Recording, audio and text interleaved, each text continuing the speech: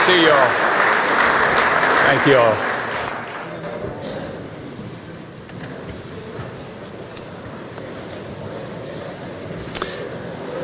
Well, Mr. Speaker, Madam President, before I go into the rest of this, legislative leading is hard. Let's give these two leaders a big round of applause for what they do. Good job. Good job.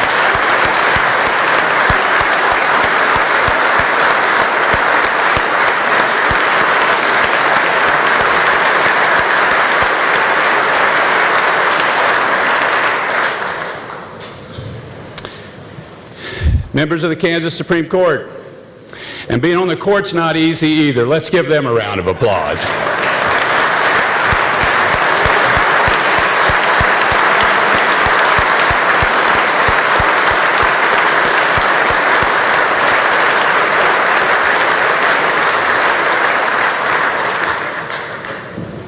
Legislators, cabinet members, friends all. Now let me start with the elephant in the room. There's a question that's been often asked this past year, and it's a legitimate one. The question is simply, will he be back? And I'm pleased to say tonight, yes, Bill Snyder will be back.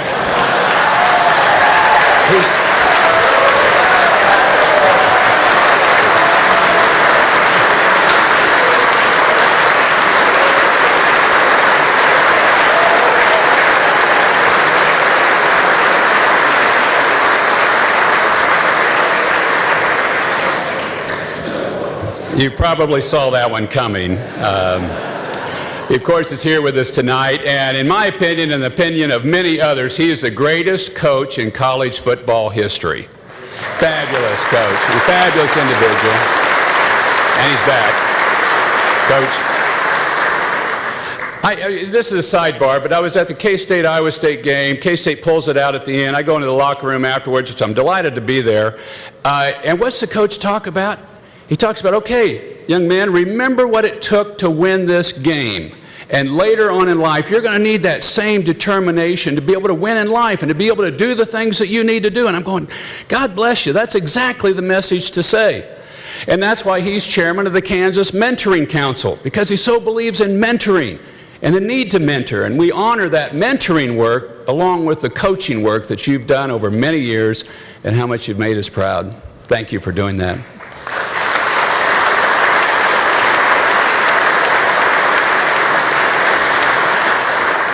So 2017 was a very exciting year for our beloved Kansas. We hit another record for most Kansans ever employed, 1.4 million, and the lowest unemployment rate we've seen since 2000. We opened the longest hiking and biking trail in the state, the Flint Hills Nature Trail from Harrington to Osawatomie, 117 miles of beautiful Kansas. Go try it. In 2016, Kansas was the only state in the nation to reduce its rate of adult obesity. Now, the rate's still way too high, but the trend's moving in the right direction. Our state's childhood poverty rate has shrunk to the lowest level we've seen since before the Great Recession. And yeah, that's worth a round of applause. And I love this one. As a grandfather of 3 young children, our infant mortality rate sits at the lowest point in history. Infant mortality.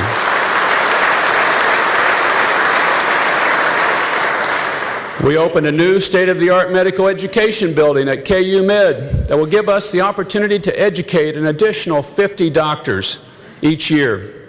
We opened the biggest milk drying facility in the United States in Garden City, Kansas, providing us with a great opportunity to export our growing dairy production. The American Royal is moving to Kansas.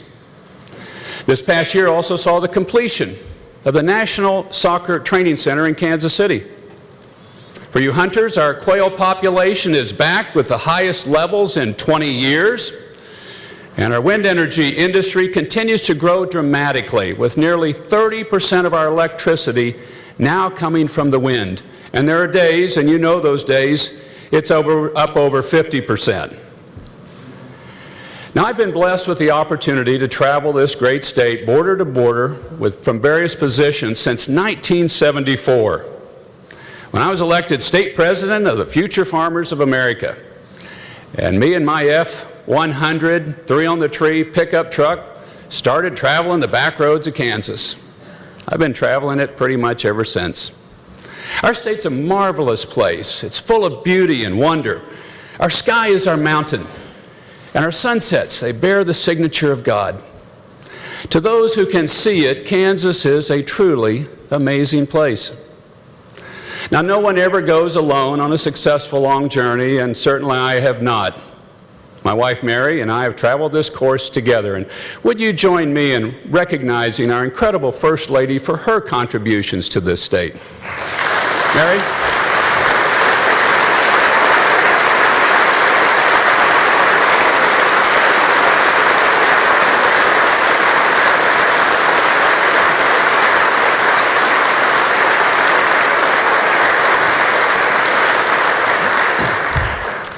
She doesn't like the limelight, so that's the worst part of the speech for her, is that. Love you, hon.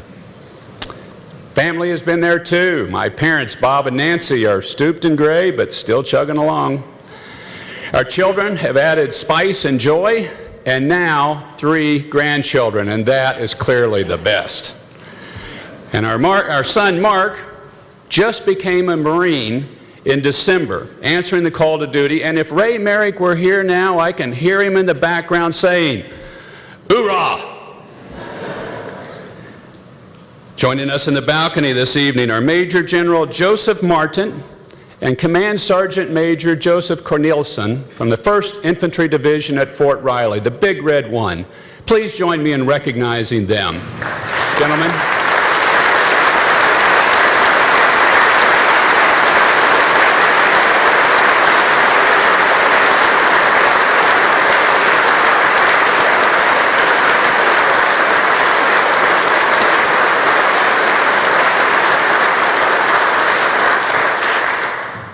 I love the military and all they've meant and done for our state and this nation and this world.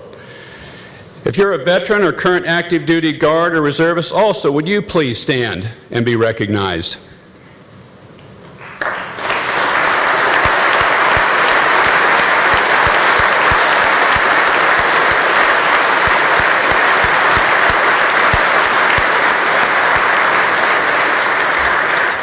That's more veterans and people that serve than you would find in most legislative bodies. I'm glad you're here.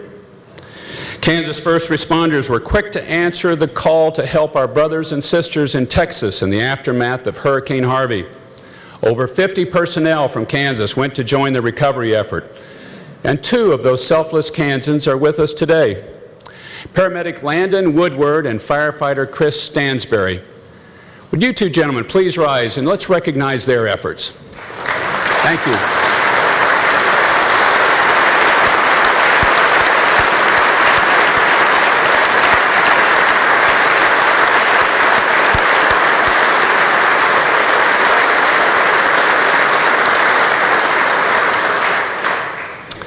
That was a doozy. TOPEKA Police Officer Aaron Bulmer is also with us this evening. Officer Bulmer saved a 4-year-old child with autism from drowning in a pond last year. When asked about his heroic act, he simply humbly responded, "I believe that God put me into that situation. He allowed me to be at the right place at the right time." Officer, please stand and let us thank you for what you've done. Thank you.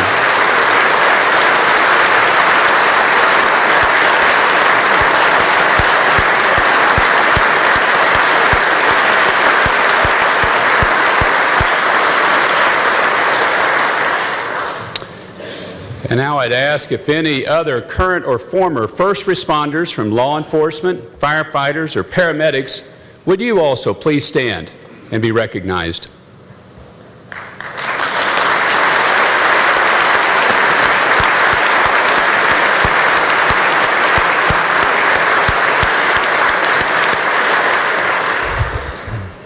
We had some difficult times too. Courtney Holloway, Mike Detmer, and Robert Adcock are here from the Kansas Department of Revenue. In September, Courtney was shot while doing his job in Wichita. He didn't panic, but he did pray. Rather than run, Robert and Mike quickly jumped into action to aid their injured coworker. They applied a tourniquet, kept Courtney alert and alive, really, until emergency services arrived. Please join me in recognizing Courtney Holloway, Robert, and Mike for their inspiring and heroic actions that day. Gentlemen.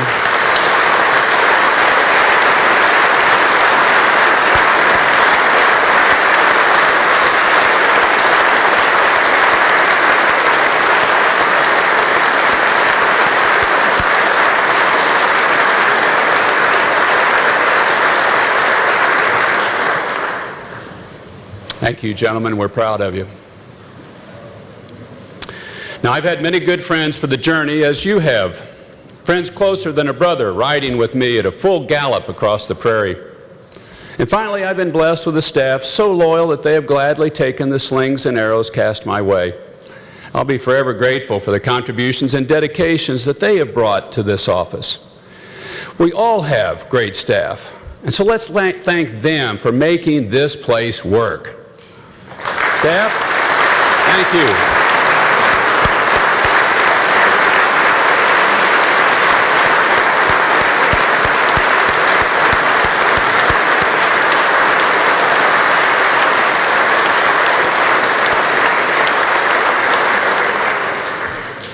Take the applause now. Later in the session, there'll be yelling. So, with all that I've mentioned, I am the most blessed man that I know. Traveling the state so many years, you do meet lots of wonderful people with great stories. Two really stand out. Rose Harris was 101 when I met her in Pittsburgh, Kansas. She was raised in a very poor family. She thrived, though, through it all with really an uncommon faith and beauty. I asked her when I met her the biggest lesson she had learned in life. Without hesitation, she said it was when she was a little girl and her dad went off to work in the mines. She was left in charge of the house and younger children. They were all hungry, but they had no food. So Rose went to the outhouse and prayed, "God, we need food." She came back into the house and a neighbor lady was at the door. She asked if Rose would churn her milk into butter. Rose said she would, and she did. The neighbor gave her some of the butter and a few coins for her work. With the money, Rose went to the store and bought a few pieces of meat, and they had food. Rose said that from then on, she always knew that God would provide for them. From then on, all her life.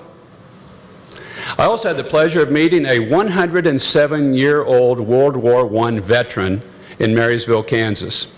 This was when I was in the Senate. 107. Leo Lang was one of the very few World War I veterans still surviving at that time. Mentally sharp, but lying in a deteriorated body. I asked him what was the biggest change he had seen in this nation over all his years. Again, without hesitation, he said, "When I was young, we didn't have anything, but we were a lot happier." Certainly, our material wealth had progressed in his lifetime, but has our happiness kept pace? It's a good question for us as policymakers to ponder. So in this, my last State of the State message, I'll speak from the heart about dreams. I have heard from others, and I've had myself for our wonderful state. Now, as a dad, I know that every parent's greatest dream is for their children to grow, learn, and succeed. So let me address the biggest issue of the session, which is school finance. We have received the decree of the Kansas Supreme Court and are putting forth a proposal to comply, as we have done with the prior decisions. My budget recommendations includes an additional $600 million in funding over the next 5 years. This multi-year approach will provide the time necessary for school districts to plan and spend this additional money more effectively. My proposal does not include a tax increase. Now let me make one thing very clear. The people of Kansas expect results. The Kansas State Board of Education will be responsible for making sure they get them. Now I suggest they consider the following goals to do so. First, we should reach a 95% statewide graduation rate. Second, a minimum of 75% of our students should be continuing their education after graduation, whether that be through attending college, earning a post-secondary certification, or joining the military. Third, we should accelerate the movement of Kansas schools to the Kansas Can model for school redesign launched by the Kansas Department of Education. To help us stay on course to achieve these goals, I propose 5 strategic objectives for K-12 education.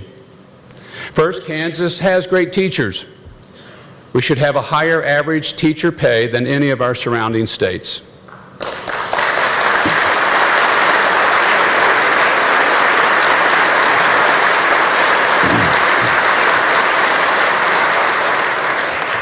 Second, we should increase the number of school counselors and school psychologists in Kansas schools by 150 positions each year.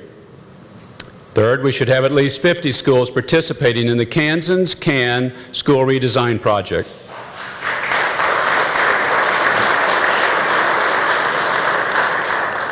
Fourth, every Kansas high school should offer at least 15 credit hours of dual credit coursework to every high school student at no additional cost to parents. This is a minimum, and it's clearly something we can do.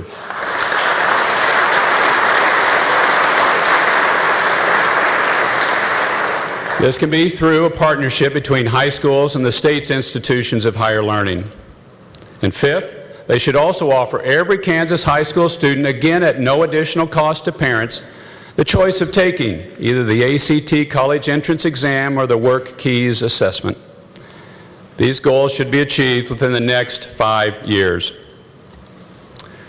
$600 million is a very significant investment.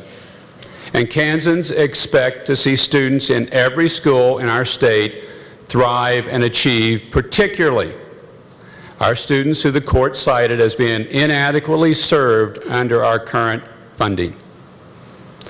We cannot, we must not repeat the mistakes of others who have gone down the primrose path of thinking that educational results can be forced by massive infusions of taxpayer money alone. Money by itself will not solve the problem. For the best illustration of this, one need look no further than the Kansas City, Missouri School District, sometimes called America's most costly educational failure. Federal courts supercharged the district with nearly $2 billion in little more than a decade. And when it was all spent, there was little to show in academic improvement. Test scores were stagnant, achievement gaps remained, and the dropout rate actually went up. We must learn from this history. Additionally, we must stop the never-ending cycle of litigation on school finance. I urge the legislature to put a constitutional amendment on the ballot this year addressing our school finance system. The people need to be heard on this central issue of state government.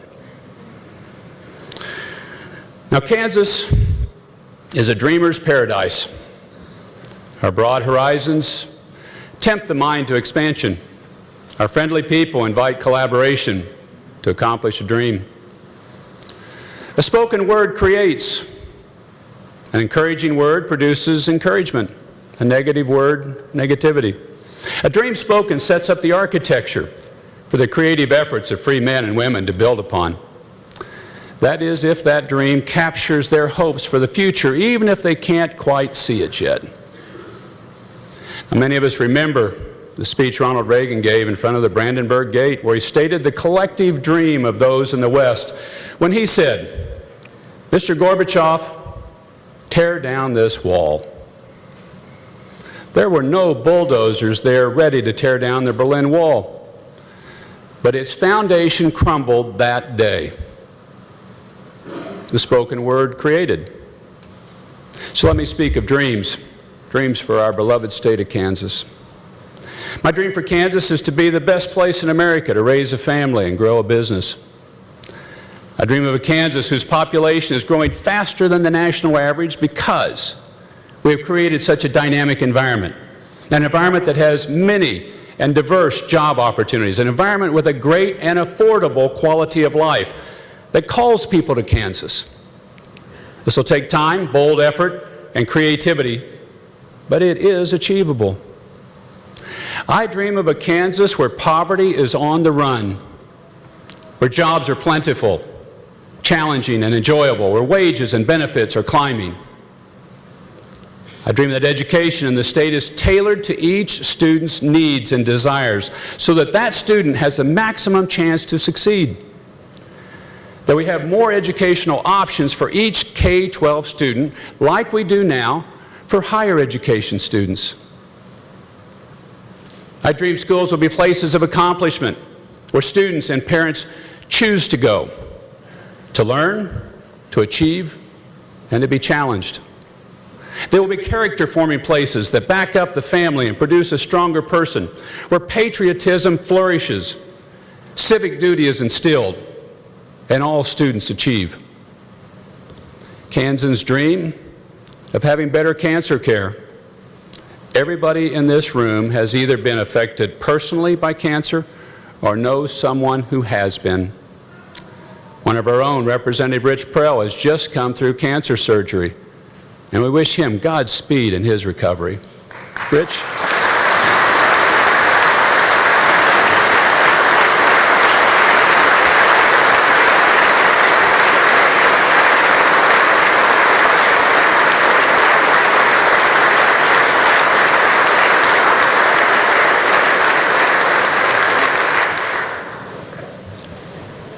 And you'll never find a nicer guy than Rich Prell. Rich, good to have you here.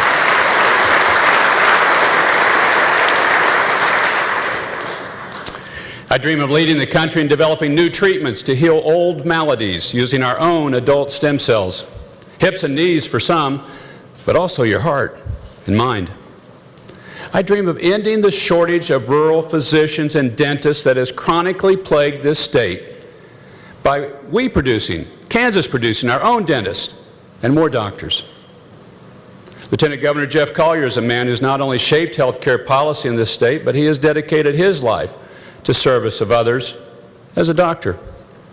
Now, whether it's helping a disabled child in Kansas with a cleft palate, or a malnourished refugee in places like Sudan, Rwanda, or Syria, my friend Jeff has served others in ways that many of us only dream of. Jeff, please stand. Let us recognize your service to your fellow man. Jeff, Dr. Colyer.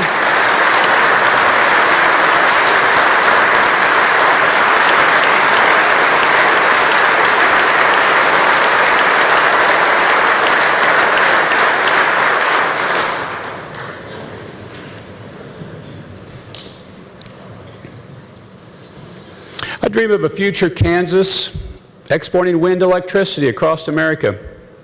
A Kansas known as the renewable state. It could well be that in the future, those who have the wind resources will flourish like those who now have oil. We are growing as an energy state. Dream with me of an Ogallala aquifer that never runs dry because the use is sustainable. Of our reservoirs dredged, renewed, and supplying the water we need in times of severe drought. Of us having a legal, binding allotment of water from the Missouri River, and of an Arkansas River with water in its whole course. These are possible. We can do it. Dream with me of a growing and diversifying air capital of the world, with thousands of new jobs, the latest technology, and a magnet for precision manufacturing. We will expand in commercial and general aviation. We will build airframes and engines and do extensive maintenance work. We will grow in defense and commercial aircraft manufacturing and in drone technology. All the major aircraft manufacturers will have major operations here because Kansas leads the way in aviation.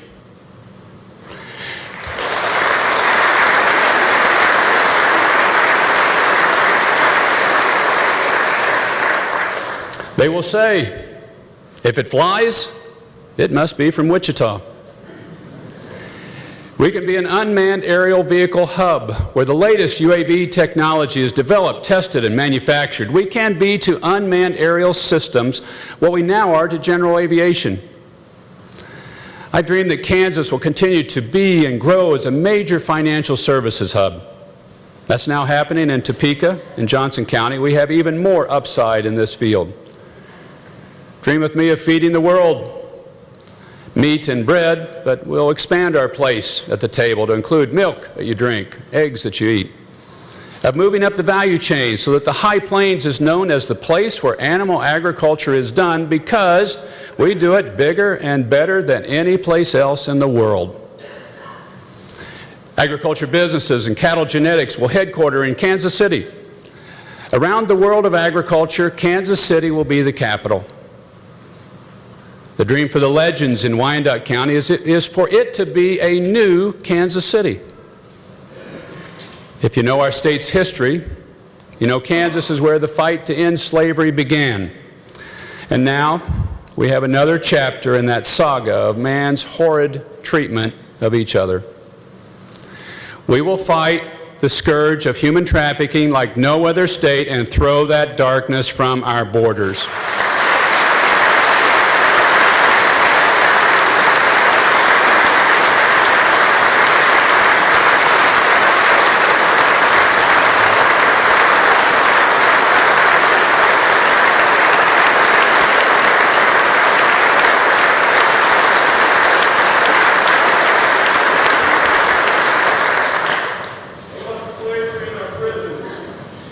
Attorney General Schmidt has been a champion in this fight against human trafficking.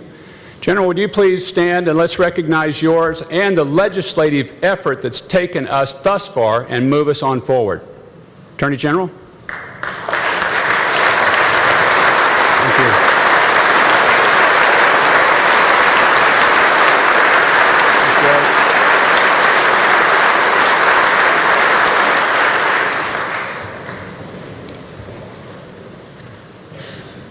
I dream of reconciliation between the races, where our problems aren't ignored but addressed, where people of goodwill view the past and the present with clear-eyed honesty and resolve to make things right. This is an honest discussion our country desperately needs, and Kansas can lead. And finally, I dream of a culture of life, where every life at every stage is celebrated and cherished. Now, you've already done much to create this. With all the legislation protecting and honoring life you have passed, there have been 17,000 fewer abortions in the past 6 years than in the prior 6 years. 17,000 fewer.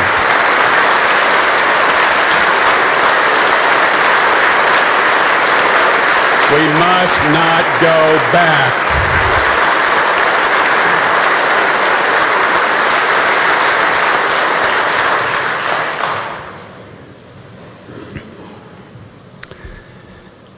These are all dreams for Kansas.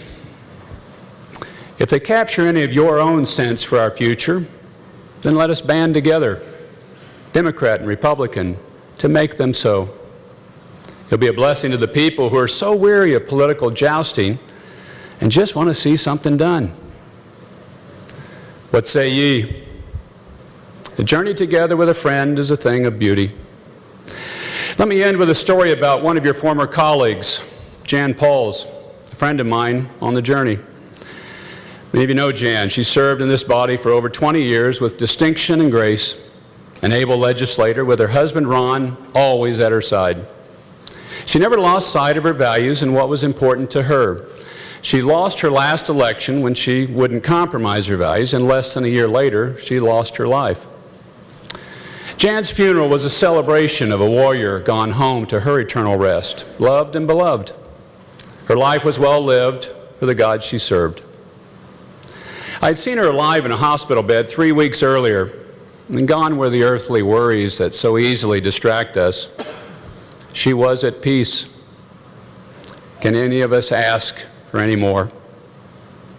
Less than a month after Jan's passing, her replacement in the legislature, Patsy Terrell, also passed away unexpectedly.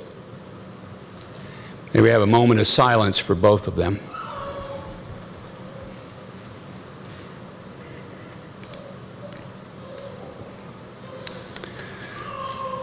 What a striking reminder that life is fleeting, that we must set our sights to fulfill our purpose without delay, that every day we live in these bodies is important. It is a reminder to live with purpose and to walk in love and service with our brothers and sisters. Here in Kansas, that is our way of life. So because of our good people, this good land called Kansas, and the blessings of Almighty God, I can report to you that the state of our state is indeed strong and very promising. God bless you all.